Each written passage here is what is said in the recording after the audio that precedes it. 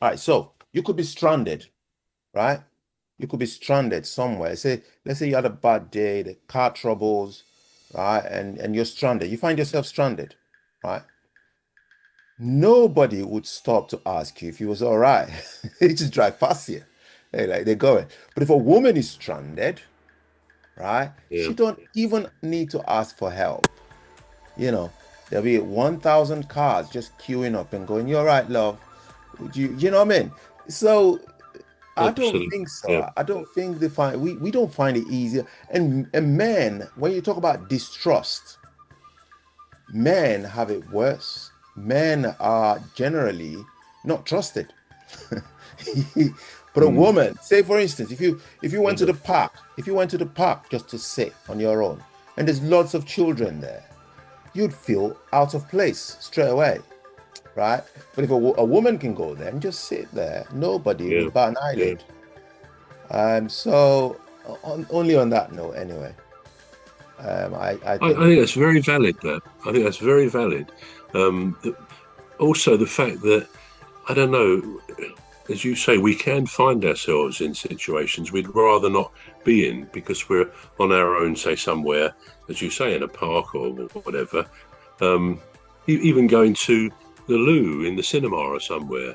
You know, if you are on your own, obviously going to be if you go, even if you're going with someone, then you may not always feel comfortable if there's a kid around and stuff like that. You know, mm, so I do know what you mean.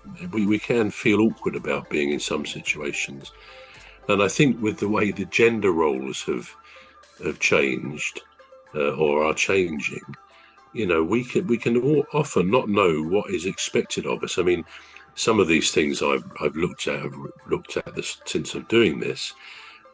Says, for example, men are expected to pay for the dates if you go on a date and stuff. Well, yeah, it's probably true. I mean, I always have operated on that basis. But again, nowadays, I think if people are going out regularly together, then it's probably going to be shared.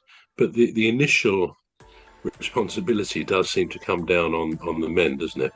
yeah. So yeah, that's very valid points you make there. And I think women as well, in terms of do they have it easier or do men have it easier?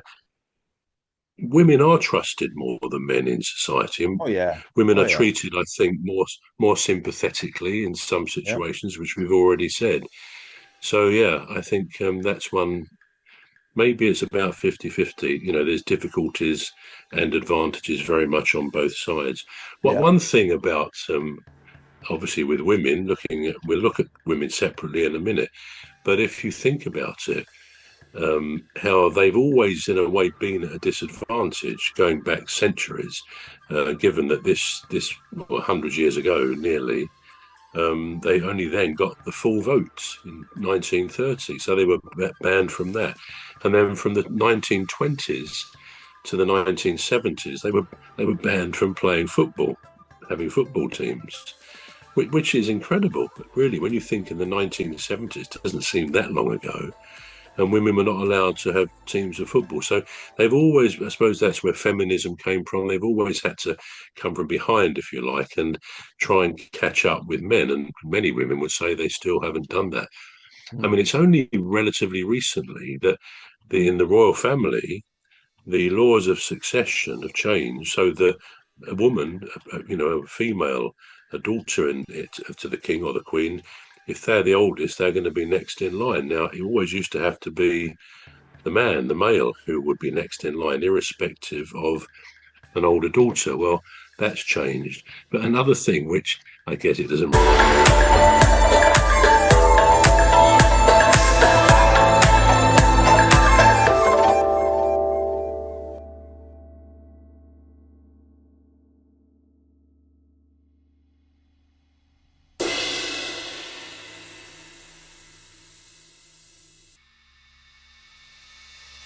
But another thing, which I guess it doesn't really matter, but when you talk about, for example, pluck a name out the air, Martin Luther King. Now, as far as I believe, the great speech "I Have a Dream" was delivered by Martin Luther King Jr.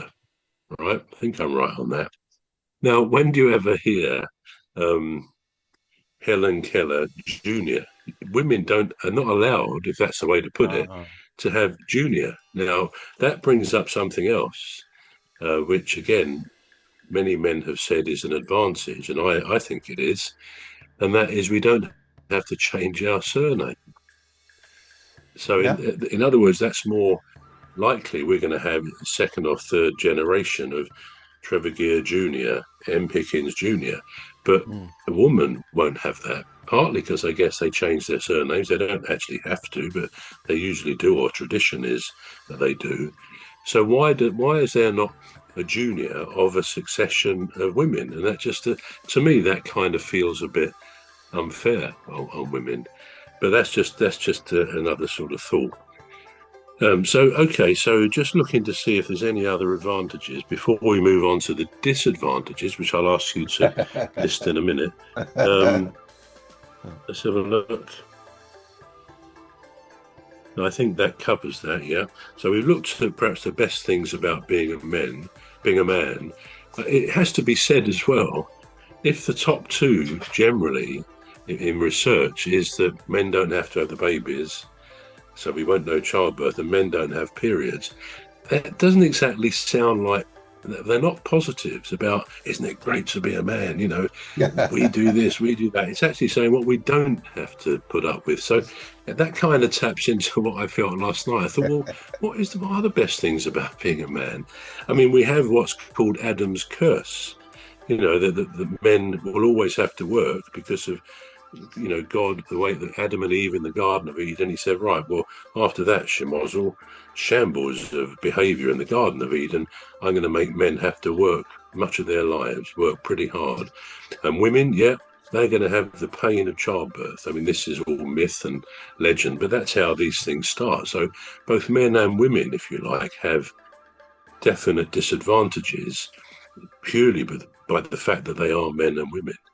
So yes, so that's advantages of being a man and I'm not sure either of us have sort of come up with too many great positives.